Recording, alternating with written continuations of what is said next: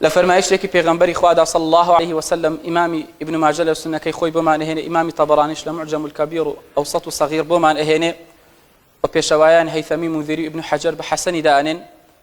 ابن عمر رضا و رحمەتی خوای لەسەر بێ ئەفەرمێ كنت مع رسول الله صلى الله عليه وسلم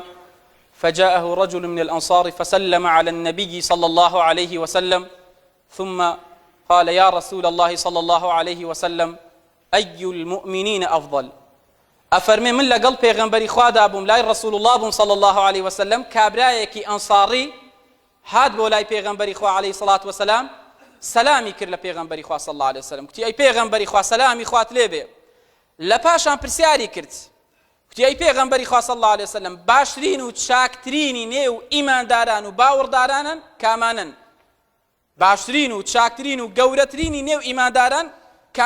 کامانن باشترینی ئەهلی ئیمان و ئیسلامن پێغەمبەری خوا صلی الله عليه وسلم فەرمووی ئەحسەنهم خولوقا فەرمووی ئەوانەی کە ڕەوشتیان لە هەمووان چاکترە ئەوانەی لە هەموو مسلمانان و ئیمانداران ڕەوشت بەرزترن ئەخلاق بەرزترن لە گفتار و لە ڕەفتاریانە چاکن باشن پەسەندن ئەوانە باشترین و چاکترین نێو کۆمەڵگای ئیماندارانن لە پاشان ئەم کابرایە فەرمووی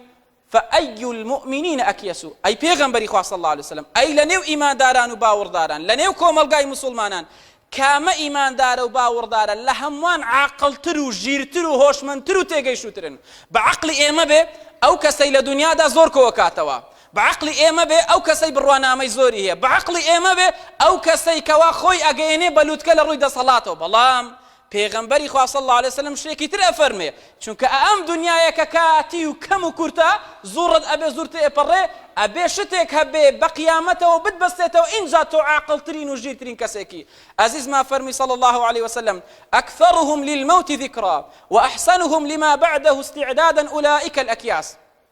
فەرمووی ئەو کەسانەی کە زۆر یاد و بیری مردن ئەکەن ئەو کەسانەی کە دائیمەن یادی مەرگ و مردن و قەبریان لەبەرچاوە بیانەوێ هەر گوناه و تاوانێکن قەبرستانیان بیر ئەهێتەوە ئەترسن لەو کاتەدا مەلەک المەوت ڕوحیان بکێشن ڕەک لە گوناهەکە ئەگەڕێنەوە و فەرمووی ئەوانە عاقڵترین و ژیرترینی نێو ئیماندارانن کە بە باشترین و چاکترین شێواز خۆیان ئامادە ئەکەن بۆ دوای مردنیان ئەوانە عاقڵترین و ژیرترینی ئێمە لە دنیادا لە هاتنی وەرزی سەرما و سۆڵەدا لە سوتەمەنی لە جلوبەرێک لە خواردن لە زاد و زەخیرەی زستان باشترین شێواز خۆمان ئامادەکەین خۆمان حازرەکەین وە کە باسی زاد و زەخیرە و توێش و شەکرێ بەخوا بیرمان هەر لای ئەو شتەیە لەو ڕۆژانەدا لە شوێنێک باسی زاد و زەخیرە مەکرد کەسێک بە من دەڵێ لە مەجلیسەکە مامۆستا مەبەستە زاد و زەخیرەی زستانە مەبەستە ینی زاد و زەخیرە زۆر بۆ زستان کۆکەینەوە ینی وامان لێ هاتووە کە باسی توێشش ئەکرێ باسی هەوڵ و تەقەڵاش ئەکرێ باسی خۆمان دووکردنیش ئەکرێ بیرمان تەنها لای ئەم دنیایەیە کە زۆری تر بەخوا پێشی من و تۆ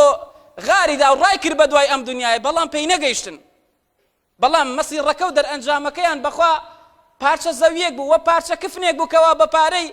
خەڵکێکی موسڵمان و ئیماندار بۆیان کڕاوە ئەگەر لە لوتکەی دەوڵەمەندی و هەبووی شاب بوویتن